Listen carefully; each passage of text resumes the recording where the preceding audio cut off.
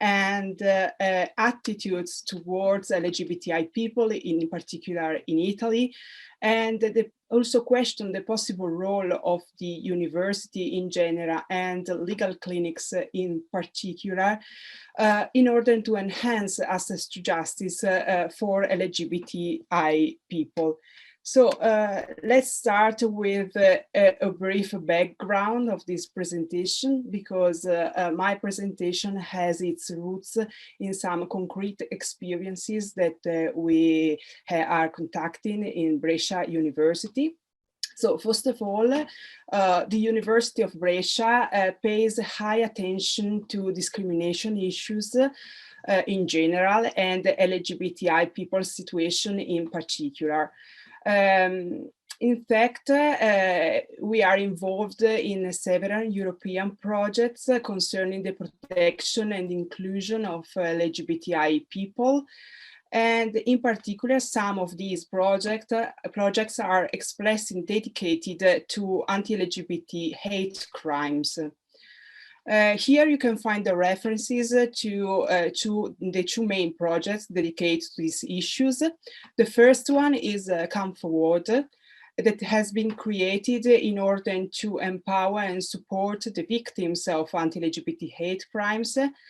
And the second one that is strictly connected with the first one is a kind of sequel, is Colitate. The Colitate project has a specific aim of raising the awareness of anti-LGBTI crimes. And then we have the other side of the coin, that there is the Brescia experience in clinical legal education. As probably all you know, legal clinics are a widespread reality also in Italy right now. And the Brescia University has introduced his clinic almost 12 years ago. These kind of courses are not only a mean to teach law in a kind of different way, according with the learning by doing methodology, but they also purchase a kind of social justice mission. That is, provide legal support and enhance justice for vulnerable people. Here in the slide, you can find the definition of clinical legal education that is provided by ENCOL. That is the main clinical legal education network at the European level. In these slides, you can find the reference also to our website concerning the LGBT project, if you want to know more about the project, the activity that we have conducted, but also the resources that we have created that are online and open access. You can find all these materials in that website. So let's start with anti-LGBTI hate crime. As you know, anti-LGBT hate crimes are crimes that are made by two elements. Firstly, the act committed constitutes an offense under the ordinary criminal law. Any kind of crimes. It could be an act of intimidation, property damage, assault, murder, threats, and then any other criminal offense. And secondly, the criminal act is committed due to a particular prejudice, bias. So this means that the perpetrator intentionally chooses the target of the crime because of some protected characteristics that are characteristics that are shared by a group, a larger group, such as race, language, nationality, and so on. So unlike victims of many other crimes, hate crime victims are selected on the basis of what they represent rather than who they are. And this kind of crime, as you well know, are described as message crimes or symbolic crimes because they have a negative impact not only on the victim themselves, but they also send a message to all people belonging to the wider social group of the victims. For example, in our case, the LGBT community, but also their supporters and the rest of society, that they do not deserve recognition, respect, or equality. So just a brief overview of the Italian legislative framework. As you probably well know, we don't have a law that provide a proper protection in case of crimes motivated by prejudice against victims' sexual orientation or gender identity, neither as a specific time offense nor as an aggravating circumstance. And things didn't change in 2018 when crimes against equality have been introduced in the Italian criminal code, because also in that case, sex orientation and gender identity were not considered as a protected grounds. We can find racial, ethnicity, nationality, religion, but not sexual orientation and gender identity as protected characteristics. Moreover, as well known now, the DDL ZAN is under discussion. This draft of law consists in 10 articles, which focus on both repressive and preventing strategies in order to counter forms of homotransphobic discrimination. Which are continuously growing according to the statistical data. In particular, Article 2 and 3 of this DDL aim to modify the crimes against equality section of the criminal code, adding discriminatory acts based on sex, gender, sexual orientation, gender identity, and disability, and also extending the related aggravating circumstance to conduct based on the same grounds. There is a lot of debate surrounding the adoption of the DDL ZAN, also in the public opinion, so we should wait and we will see what will happen. Here are some data. As you can see, there's a share of individuals who self-identifies as LGBT is increasing in Europe and in Italy as well. Nevertheless, there is still a long way to go before LGBT individuals meet full-fledged acceptance. In fact, despite the shift toward greater acceptance of sexual and gender minorities, discomfort with homosexual and transgender people is pervasive. So the homotransphobia remains widespread. Here you can find some data concerning the attitudes toward LGBT people based on our survey, the quality survey that I've mentioned before, that we have conducted in Italy in 2010 on a sample of 1,000 people. As you can see, the majority of Italians agree or strongly agree that LGBT people should be free to live their own life as they wish. And compared with other identity groups, the transgender people are the most stigmatized category. And the surveys finds in general that women have a more positive attitudes towards LGBTI people. Then the quality survey includes also a question about social distance towards LGBT people. In particular, the respondents were asked to rate on a scale from 0 to 10 their degree of comfort in having an LGBT person as a neighbor. As you can see, the data is very different because only around half of the respondents says that would feel comfortable in having an LGBT as a neighbor. And the result, again, are significantly worse with this transgender neighbor. And the surveys find that women are more comfortable than men with LGBT neighbors, that men are not positively disposed, especially towards gay men. And according to our data, there's no clear link between age as well as level of education and the level of comfort of having an LGBT person as a neighbor. So as a consequence of this lack of acceptance, LGBT people often do not feel free to express themselves out of fear of being attacked because of their sexual orientation and or gender identity.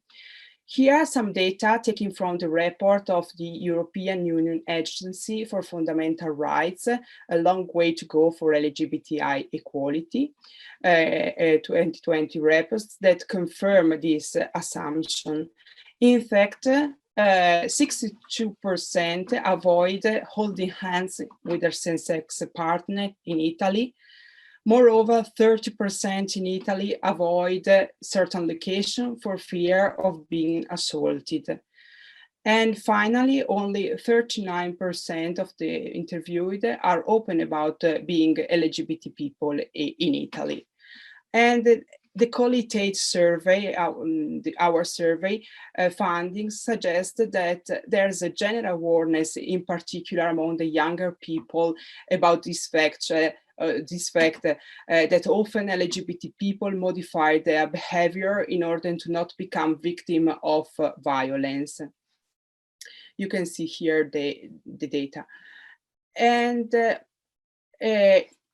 moreover, the respondents agree that violence against LGBT people is a serious problem in Italy. More women than men perceive the seriousness of the issues. And according with other findings of this survey, the highest percent of agreement is detected among the youngest cohort of the respondents.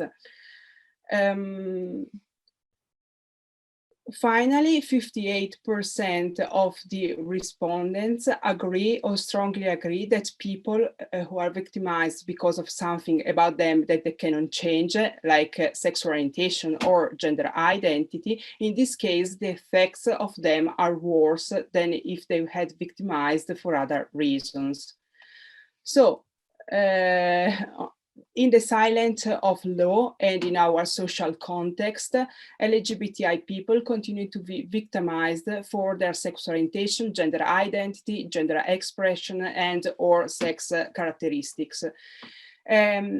Here are some data, again, taken from the last report of the European Union Agency for Fundamental Rights that I have already mentioned.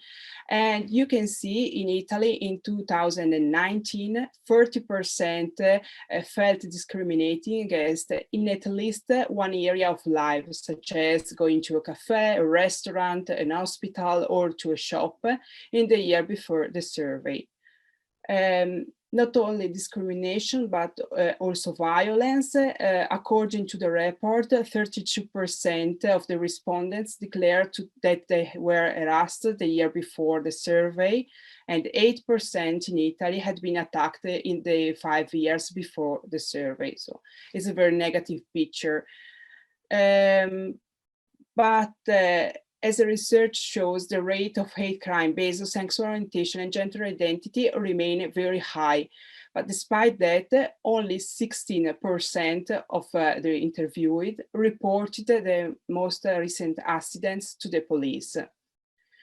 This low rate is also confirmed by a recent report of the Centro Risorse LGBTI. As stated in their report, Hate Crimes No More in Italy, a report that they issued in 2020, only 6.7% of the sample, composed by 672 people all around Italy, had reported the crime to the police. So it is clear that the other part of the problem is that most accidents are never reported, and so the victims are left invisible to the criminal justice system, left without support and redress. The Italian professional that we have interviewed during the Come Forward project, that is the other project that I've mentioned before, according with the findings of previous studies, but also most recent studies, have underlined that there are several reasons that could explain the underreporting phenomenon.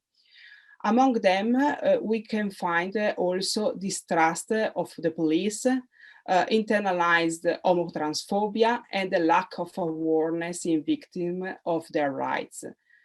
Many of the respondents also underlined the negative impact of the lack of a specific law against homotransphobia, which increases the feeling that reporting would not lead to any tangible results. So during the Qualitate project, an warning campaign we have done a warning campaign, and we have created this website that is called Dillo Giulia Do Not Cover. So LGBT people who have suffered discrimination and violence due to their sexual orientation or gender identity has been invited to share their experience, posting it on the website. And you can see from this slide, the number confirm the assumption that violence towards LGBT people mostly remains in the darkness. In fact, we collected more or less 350 feedback from people who felt discriminated only in 1 month of online website, despite the fact that they reported to the police only 65 cases in the last year. So, considering the negative consequences of the legislation gap, but also the negative attitudes toward LGBT people, and this great discrimination and violence in our society towards LGBT people, considering also the underreporting problem that is very serious and widespread also in Italy, we starting to question the role of the university in promoting justice in this specific context. In fact, university, according with their third mission, have the chance to play a significant role in improving the protection of vulnerable people and foster social justice and diversity. So, taking into consideration the Brescia experience, we have started to consider legal clinics as a good tool to improve access to justice for LGBTI people. Let me spend 2 words on our clinical experience, just to explain you our background in this field. Brescia legal clinics were established in 2009 as an optional course, an elective course that is spread into 2 semesters. We have clinical legal 1, clinical legal 2, made up of 40 hours. And moreover, in 2015, we founded also a labor law clinic. The clinic pursued not only pedagogical goals, that is implementing learning by doing methodology and reflective learning as well, but we also pursue social justice goals. We have implemented a live client model. That means that students who work in little cases are required to deal with, to work on real cases with real clients. Of course, they are supervised by a professor jointly with the professionals, mainly by lawyers. And they are required to perform several activities, such as interviewing clients, fact findings, giving legal advice, draft legal documents, and so on. It depends, of course, case by case. Moreover, they also participate in some common section that we running during the course, concerning, for example, legal ethics, ADR, in particular mediation, interviewing clients, strategy with psychologists, fact finding, and we conducted with this common session with some innovative pedagogical methods. The Brescia Legal Clinic is characterized by a multidisciplinary approach, and this helped us to include the LGBTI sector into our clinic. In fact, there's different professionals and professors involved in our clinic with different expertise. And so the clinics has this multidisciplinary approach. We dealing cases, we taking on cases dealing with consumer law, private law, labor law, anti-discrimination law, environmental law, immigration, and so on. And another important factor is that we have a strict relationship with our community through the collaboration of local NGOs. And again, according to the university third mission. In fact, the cases may also be suggested by lawyers, but also by NGOs, which the clinic collaborates with. So combining the findings of the projects and other studies concerning the low degree of protection and acceptance and inclusion of LGBTI people with the university clinical experience, we found out the possibility to extend the service of our clinic to LGBTI clients.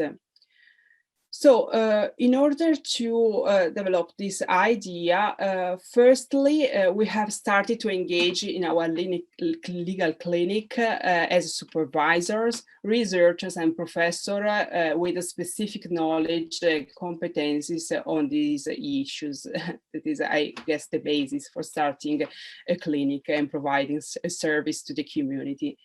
Then we had to slow down a little bit due to the pandemic situation. But now we have started with the second process, that is creating a stronger relationship with the LGBTI community, and but also the relevant local stakeholders. For example, recently we have joined a new anti-discrimination network that has been created by our municipality. And we have started to question the possibility to create a collaboration within our clinic and a support and help desk that has been created within the municipality of Brescia in order to provide assistance to people victims of discrimination. I think that the support of legal clinic in this field, as in other fields as well, may vary. As I've already mentioned, we basically according to a live model. So understand to legal assistance or legal advice to LGBTI people. Who is based and primarily ensure access to justice to a single client. Nevertheless, in order to extend the protection from a single to collectivity, other action could be created into clinic. I mainly refers, for example, to street law activities. I don't know if you are familiar with this kind of activities, but essentially the students that are proper trained go to public spaces such as school or association, NGOs, and so on, to inform people about their rights and raise awareness on some topics. So in this context, street law session could be the proper tool to provide LGBT people in the local community a better understanding of their legal rights and facilitate the exercise of their power of reaction in order to fight the underreporting problem. And again, here is very important the connection with the NGO, local NGO who operate in the LGBTI community. Moreover, street law activities could be seen also as a good tool in order to empower also the understanding of the general community on LGBTI issues in order to prevent these forms of discrimination. And finally, another good possibility could be conducting policy advocacy actions, that is conducting non-litigation strategy to address systemic social injustice. So legal clinics, in fact, are not only a way to reinforce access to justice for single clients, but they can also influence policies on access to justice issues on inclusion. So just as a conclusion, as you probably has inferred from my presentation, in my opinion, the legal clinics can have a high potential in contributing to making access to justice more effective for LGBTI people, enhance their protection and inclusion, but also raise the awareness of this problem, discrimination problem, among the wider society. Thank you for your understanding. Thank you for your attention. Thank you, Laura. That was quite interesting, I must say. We also have at our university students participating in real life cases at the law clinic, but I've never came across this as a specific part of help that can be provided by the law clinics. So the floor is open now, and you can either indicate to me by a show of hands, by using the reactions option, or you can wave your hand, or you can just start speaking when I still ignore you. Who wants to go first?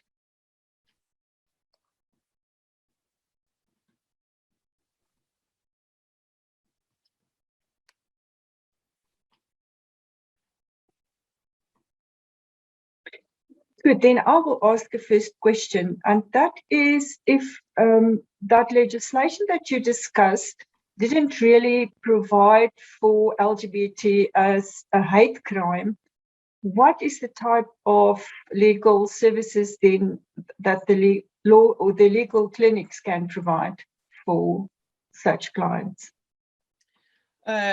I mean, we have not a specific legislation, so that crimes can be recorded as hate crimes in the sense of the law.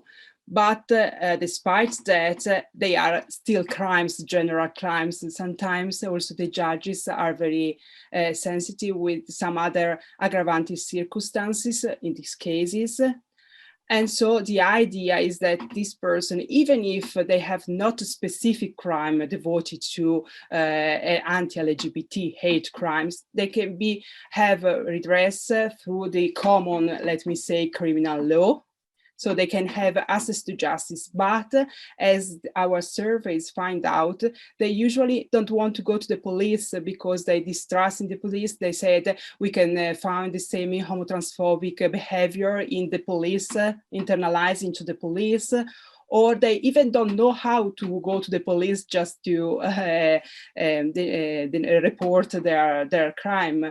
And so with other problems that we know, the second victimization, the fear of being victim again for the same crime and so on. So we would like to empower them that say, okay, you don't have a homotransphobia law right now that protect you. You don't have a specific crime, a hate crime of anti-LGBT hate crimes, but you have the chance to be protected in some way of our system. And this is the idea, to empower the LGBTI, also inform them about their rights before then teach them how to report and improve this kind of aspects. And if I can also add, the project with the municipality is quite interesting in this sense, because they want to create a kind of network that is very integrated. So there is the legal aspect, but there are also the psychological aspect and so on. So the protection is a wider protection, and different professionals can collaborate together and give the right suggestion, the right moment, because we don't forget that they are victims of very horrible violence in this sense. And so also understand, from the legal point of view, we have a lot of to understand from, for example, the psychologists that teach us how to deal with this kind of victims, how to engage in a conversation, don't push too far, but don't stay too back. And so, and on the other side, the psychologist can understand also the importance of the legal framework and how to teach them how to exercise their rights. So it's a kind of network that is very integrated, not also at professional level. I mean, And this is something that... So if I can just follow up, it means that somebody who was assaulted, for example, and the motive was because this is LGTB person, that person can go to the police and say I was assaulted, so it will be, the crime will be assault. And then a judge can take into consideration the fact that it was motivated by homophobia as a mitigating or a factor for sentence. Would it also be possible for that person to go to the law clinic and say, listen, I want to put a civil claim against that person for the injuries that I sustained and my costs going to hospital and so on? And would you be able to do that even if you didn't go to the police and reported the incident? Yes, what we think to do is just to give this broader protection. But firstly, when they go to the police and they say I'm a victim of a crime, we would also teach them how to report to the police, because it's okay, we have not an official record of anti-LGBT hate crimes, but there are some public institutions that have this kind of record. But in order to teach to the police, we also train the police in order to record this bias, even if it's not mean that it's a different crime, but you can take into consideration it, because and so, for example, we teach the police to record that there is a bias, but first we teach the victim to say it to the police and how to say which are the right elements of victim based on sexual orientation, gender identity, in order to enhance the understanding of this crime. So when the case is reporting to the judge, we hope that also the judge take in consideration that, for example, through the aggravating circumstance, applying the aggravating circumstance that it's a general one, but can be proper applied also in these cases if it intending as a LGBT crime. Again, the civil aspect is something that we are working on, but we have started from the criminal point of view because this was the primary focus of our expertise on. But again, we have a lot of professor who works also on civil law aspects, and so we would like also extend the services to all the related legal issues concerning the inclusion and protection. For now, we are not working on that with legal clinics, but we are working with other projects that we have starting right now. For example, inclusion of LGBTI in the health system, so teaching doctors how to deal with LGBTI people in sense of inclusion. And so we starting working outside the clinic, and we hope then to refer into the clinic also this experience, just combine them. Thank you for the information. More questions?